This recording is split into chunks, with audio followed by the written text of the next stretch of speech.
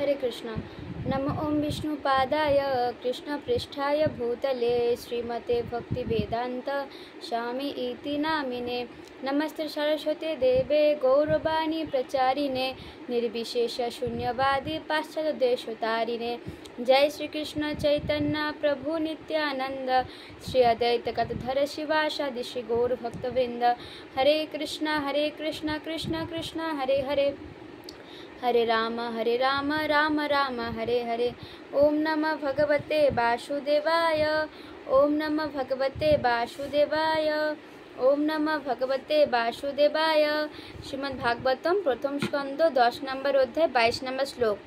स एव भूय निज बीर्ज चोदितं सजीव माया प्रकृतिं सृशिक्षितं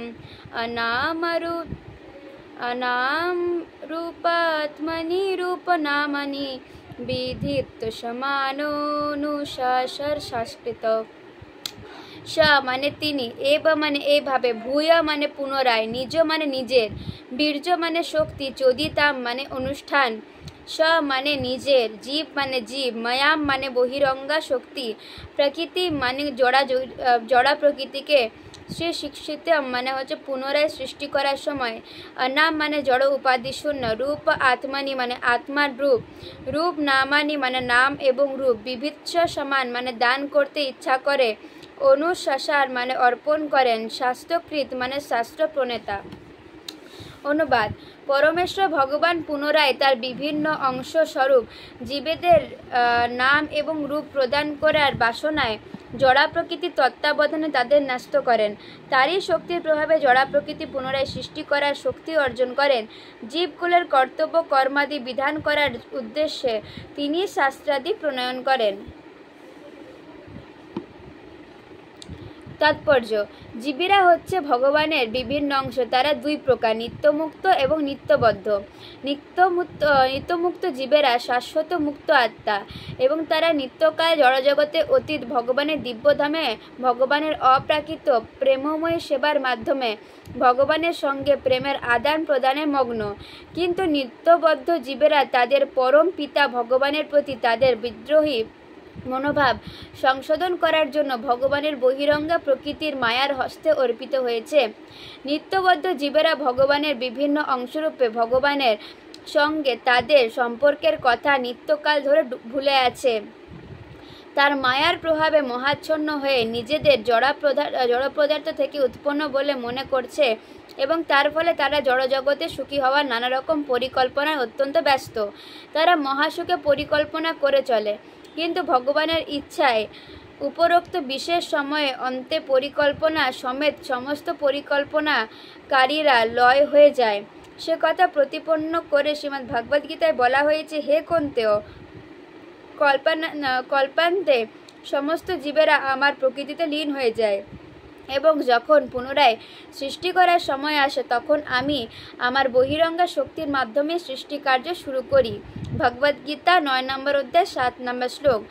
ভূয় শব্দটির অর্থ হচ্ছে বারবার, অর্থাৎ ভগবানের বহিরঙ্গা শক্তির প্রভাবে সৃষ্টি স্থিতি এবং প্রলয়ের পন্থা নিরন্তর চলছে। তিনি সবকিছুর পরম কারণ, কিন্তু ভগবানের সঙ্গে তাদের মধুর সম্পর্কের কথা বিস্মৃত হয়ে ভগবানের যে সমস্ত বিভিন্ন অংশস্বরূপ জীবেরা রয়েছে তাদের পুনরায় বহিরঙ্গা প্রকৃতির বন্ধন থেকে মুক্ত হওয়ার সুযোগ দেওয়া হয়। তাদের মানে জীবদের চেতনা জাগ্রত করার জন্য ভগবান প্রামাণিক শাস্ত্র সৃষ্টি করেন।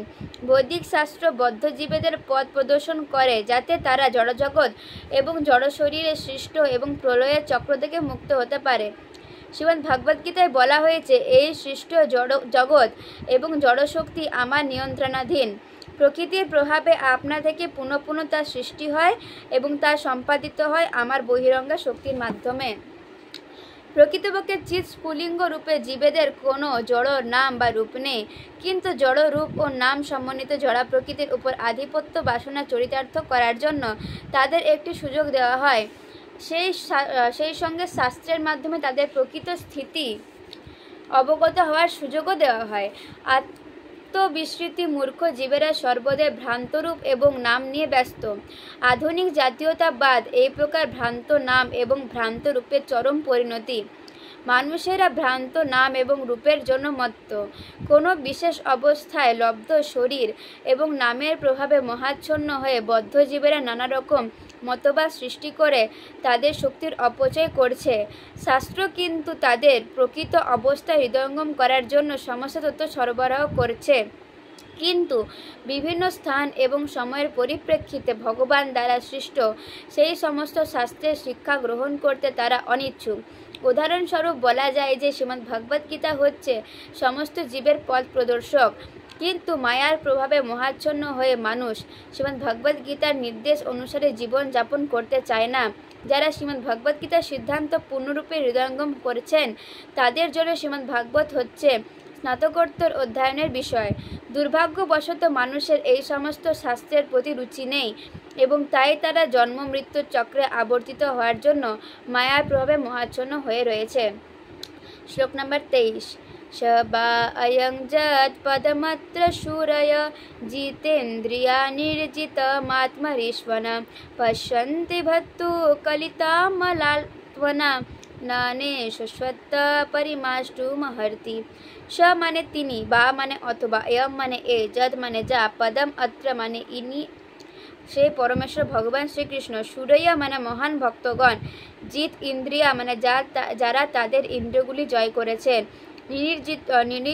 নির্জিত মানে সম্পূর্ণরূপে সংযত, মাতর ঈশ্বর মানে জীবন, পশ্যন্তি মানে দর্শন করতে পারেন, ভক্তি মানে ভক্তির দ্বারা, উৎকলিত মানে বিকশিত, আমাল আত্মা মানে নির্মল চিত্ত, নানত এস মানে কেবল এইভাবে, সত্তা মানে অস্তিত্ব, পরিমাষ্টু মানে মন সম্পূর্ণরূপে পবিত্র করার জন্য, আহার্তি মানে যোগ্য। অনুবাদ: ইনি সে পরমেশ্বর ভগবান যার অপ্রাকৃত রূপ জিতেন্দ্রিয় সংযত চিত্ত অমলাত্মা মহান ভক্তগণ ঐকান্তিক ভক্তিযোগের মাধ্যমে দর্শন করে থাকেন।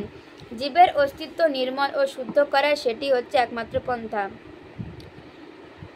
তাৎপর্য: শ্রীমদ্ ভাগবত গীতায় উল্লেখ করা হয়েছে যে শুদ্ধ ভক্তির দ্বারাই কেবল যথাযথভাবে ভগবানকে জানা যায়।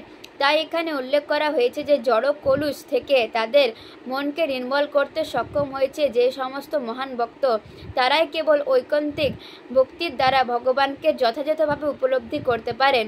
জিতেন্দ্রিয় শব্দটির অর্থ হচ্ছে যিনি পূর্ণরূপে তার ইন্দ্রিয়গুলিকে সংযত করেছেন। ইন্দ্রিয়গুলি হচ্ছে দেহের সক্রিয় অংশ এবং তাদের কার্যকলাপ কখনই বন্ধ করা যায় না। ইন্দ্রিয়গুলিকে নিষ্ক্রিয় করার জন্য যোগের কৃত্রিম পন্থা বিশ্বামিত্র মুনির মতো মহান যোগীর বেলায়ও সম্পূর্ণরূপে ব্যর্থ বলে প্রমাণিত হয়েছে। বিশ্বামিত্র মুনি যৌগিক সমাধির দ্বারা তার ইন্দ্রিয়গুলিকে বশীভূত করেছিলেন, কিন্তু স্বর্গের অপ্সরা মেনকার সঙ্গে সাক্ষাৎ হওয়ায় তিনি যৌন বাসনের শিকার হন এবং কৃত্রিমভাবে ইন্দ্রিয় দমন করার সাধনা ব্যর্থ হয়। শুদ্ধ ভক্তরা কিন্তু এইভাবে কৃত্রিম উপায়ে ইন্দ্রিয় কার্যকলাপ বন্ধ করার চেষ্টা করে না, পক্ষান্তরে তারা সৎ কার্যকলাপে সেগুলিকে নিযুক্ত করেন। ইন্দ্রিয়গুলি যখন অধিকতর আকর্ষণীয় কার্যকলাপে যুক্ত হয় তখন নিকৃষ্ট কার্যকলাপের প্রতি আকৃষ্ট হওয়ার আর কোনো সম্ভাবনা থাকে না। শ্রীমদ্ ভাগবত গীতায় উল্লেখ করা হয়েছে যে শ্রেষ্ঠ কার্যকলাপে যুক্ত হওয়ার মাধ্যমে কেবল ইন্দ্রিয়গুলিকে সংযত করা যায়। ভাগবত ভক্তিতে অপরিহার্য রূপে ইন্দ্রিয়গুলিকে নির্মল করতে হয় অথবা ভগবানের সেবায় যুক্ত করতে হয়। ভগবত ভক্তি কোনো নিষ্ক্রিয় হওয়ার পন্থা নয়। ভগবানের সেবার জন্য যা কিছুই করা হয় তা তৎক্ষণাৎ জড়কলুষ থেকে মুক্ত হয়ে পবিত্র হয়। অজ্ঞানতার ফলে জড়ধারণার প্রকাশ হয়। বাসুদেবের অতীত আর কিছুই নেই। দীর্ঘকাল জ্ঞানের মাধ্যমে ইন্দ্রিয় সংযম করার পর জ্ঞানীদের হৃদয়ে ধীরে ধীরে বাসুদেবের অনুভূতি জাগরিত হয়, কিন্তু এই প্রথার শেষ হয় বাসুদেবকে সব কিছু বলে জানার মাধ্যমে। ভগবত ভক্তি শুরুতেই সে কথা স্বীকার করা হয়। ভগবান কৃপাপূর্বক ভক্তের হৃদয় থেকে নির্দেশ দেওয়ার ফলে সমস্ত তত্ত্বজ্ঞান তার কাছে প্রকাশিত হয়। তাই ভক্তির দ্বারা ইন্দ্রিয়গুলিকে বশীভূত করাই সরলতম এবং একমাত্র পন্থা। শ্লোক নম্বর 24। শবা অয়ং শাখনু গীত সৎকথো বেদেষু গুহেষু চ গুহবাদিভি য এক ঈশা জগন্মাত্মলীলয়া সৃজতবত্বতি ন তত্র সজ্জতে।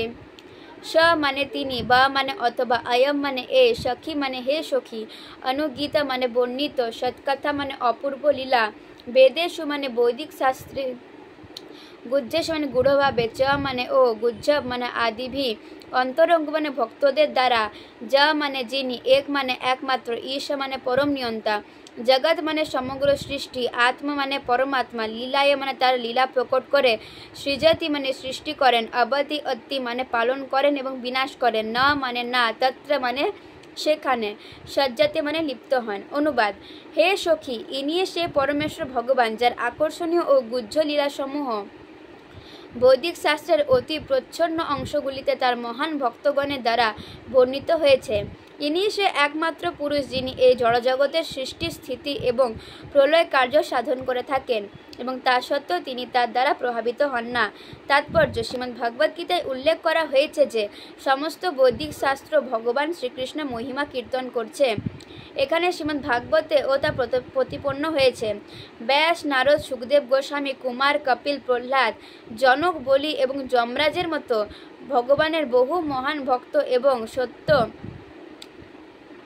বিষ্ট অবতারের দ্বারা বহু শাখা এবং উপশাখা বেদের বিস্তার হয়েছে, কিন্তু ভগবানের কার্যকলাপের গুহ্যতম অংশগুলি তার অন্তরঙ্গ ভক্ত সুখদেব গোস্বামী দ্বারা শ্রীমদ্ ভাগবতে বিশেষভাবে বর্ণিত হয়েছে।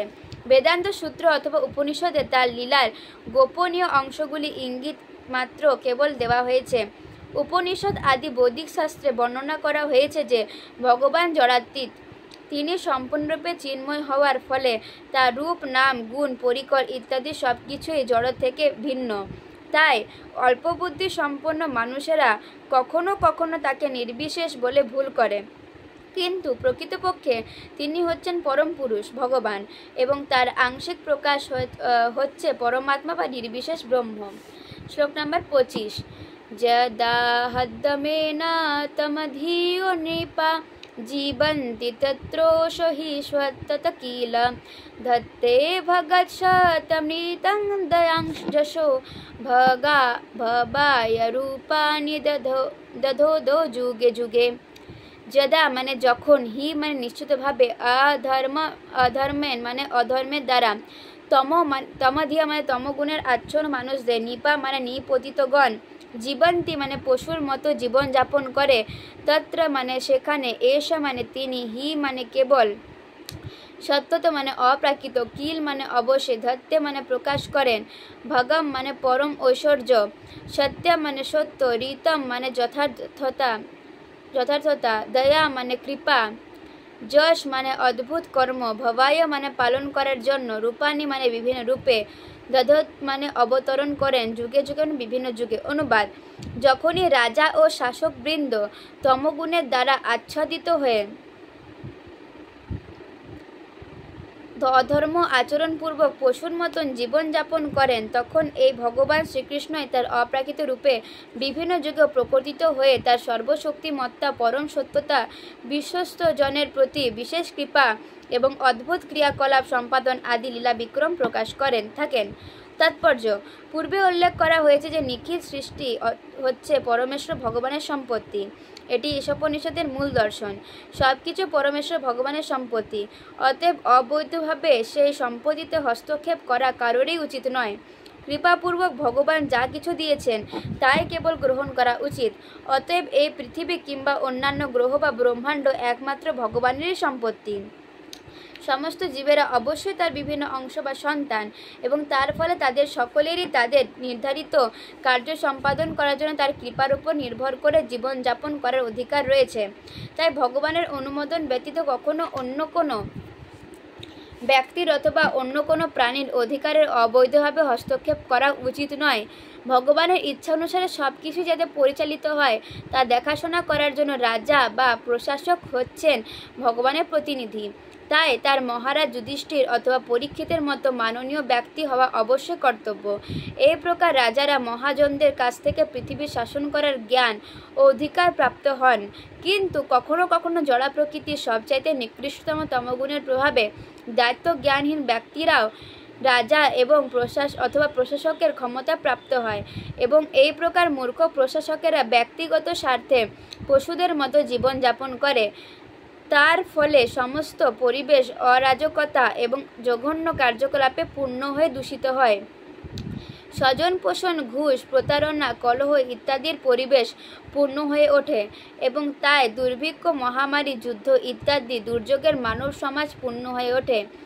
তখন ভগবত ভক্ত এবং শ্রদ্ধালু ব্যক্তিদের সর্বতোভাবে নির্যাতন করা হয়। এই সমস্ত লক্ষণগুলি ধর্ম সংস্থাপনের জন্য এবং কুশাসকদের বিনাশ করার জন্য ভগবানের অবতরণের কাল সূচিত করে, সে কথা শ্রীমদ্ ভাগবত গীতায় প্রতিপন্ন করা হয়েছে। তখন ভগবান সম্পূর্ণরূপে জড়গুণের অতীত তার চিন্ময় রূপে আবির্ভূত হন। তার সৃষ্টিকে স্বাভাবিক অবস্থায় রাখার জন্য তিনি অবতরণ করেন। স্বাভাবিক অবস্থা হচ্ছে এই যে প্রতিটি গ্রহলোকের সমস্ত প্রাণীকে ভগবান প্রয়োজনীয় সব কিছু প্রদান করেছেন। তারা শাস্ত্রলিখিত বিধিনিষেধগুলি অনুসরণ করে এবং পূর্ব নির্ধারিত বৃত্তি সম্পাদন করে অবশেষে মুক্তি লাভ করতে পারে। নিত্যবদ্ধ জীবেদের ভ্রান্ত বাসনা চরিতার্থ করার জন্য জড়জগৎ সৃষ্টি হয়েছে। ঠিক যেমন একটি দুরন্ত বালককে খেলনা নিয়ে খেলতে দেওয়া হয়, তা না হলে এই জড়জগতের কোনো প্রয়োজন ছিল না। কিন্তু যখন তারা জড়বিজ্ঞানের প্রভাবে লব্ধ ক্ষমতার দ্বারা উন্মত্ত হয়ে ভগবানের অনুমোদন ব্যতীত অবৈধভাবে এই জগৎকে কেবল তাদের ইন্দ্রিয় তৃপ্তি সাধনের জন্য শোষণ করে, তখন সেই সমস্ত বিদ্রোহী মানুষদের দণ্ডদান করার জন্য এবং শ্রদ্ধাবান ব্যক্তিদের রক্ষা করার জন্য ভগবানের অবতরণের প্রয়োজন হয়। ভগবান যখন অবতরণ করেন তখন তিনি তার পরম অধিকার প্রমাণ করার জন্য তার অলৌকিক কার্যকলাপ প্রদর্শন করেন এবং রাবণ, হিরণ্যকশিপু, কংস আদি জড়বাদীরা যথেষ্টভাবে দণ্ডিত হয়। তিনি এমনভাবে আচরণ করে যা কেউ কখনো অনুকরণ করতে পারে না। দৃষ্টান্তস্বরূপ বলা যায় যে ভগবান যখন রামরূপে অবতরণ করেছিলেন তখন তিনি সাগরের বুকে সেতু বন্ধন করেছিলেন। তিনি যখন কৃষ্ণরূপে অবতরণ করেছিলেন তখন তার শৈশব থেকে পুতনা, অঘাসুর, শকাটাসুর, কালীয় ইত্যাদি অসুর এবং অবশেষে তার মাতুল কংসকে বধ করে তার অলৌকিক কার্যকলাপ দর্শন করেছিলেন। তিনি তখন দ্বারকায় ছিলেন। তখন তিনি 16,108 জন মহিষীকে বিবাহ করেছিলেন। যদুবংশ নামে পরিচিত তার পরিবারের সদস্য সংখ্যা ছিল প্রায় 1 লক্ষ এবং তিনি জীবিত থাকাকালে তাদের সকলের তিনি বিনাশ করেছিলেন।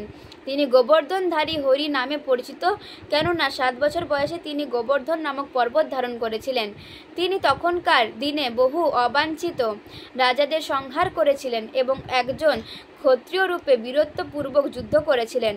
তিনি অসমর্ধব নামে বিখ্যাত, কেননা কেউই তার সমকক্ষ নয় অথবা তার থেকে শ্রেষ্ঠ নয়।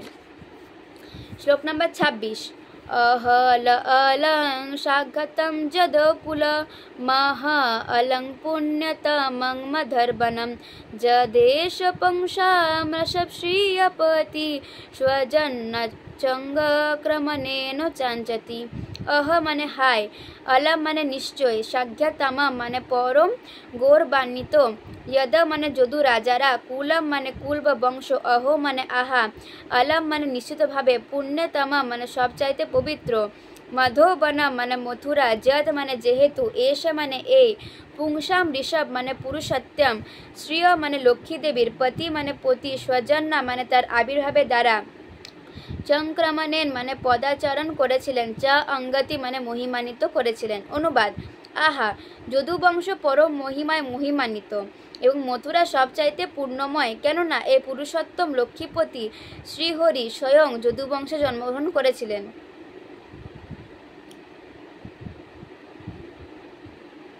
এবং শৈশবে মথুরায় বিহার করেছেন। তাৎপর্য: ভগবদ্গীতায় ভগবান শ্রীকৃষ্ণ তার দিব্য আবির্ভাব, তিরোভাব এবং কার্যকলাপে বিশদ বর্ণনা প্রদান করেছেন। ভগবান কোনো বিশেষ পরিবারের অথবা বিশেষ স্থানে তার অচিন্ত শক্তির প্রভাবে আবির্ভূত হন। তিনি বদ্ধজীবীদের মতো এক শরীর ত্যাগ করে আরেক শরীরে জন্মগ্রহণ করেন। তার জন্ম সূর্যের উদয় এবং অস্তের মতো। সূর্য পূর্ব দিগন্তে উদিত হয়, কিন্তু তার অর্থ এই নয় যে পূর্ব দিগন্তে হচ্ছে সূর্যের জনক। পূর্ব দিগন্তে সূর্যের জনক।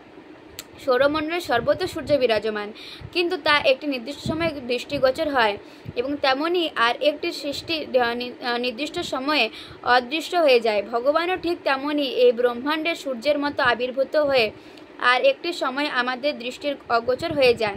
তিনি সর্বত্র সর্বদা বিরাজমান, কিন্তু তার অহৈতুক কৃপার প্রভাবে তিনি যখন আমাদের সম্মুখে আবির্ভূত হন, তখন আমরা বিনা বিচারে মনে করে থাকি যে তিনি জন্মগ্রহণ করেছেন।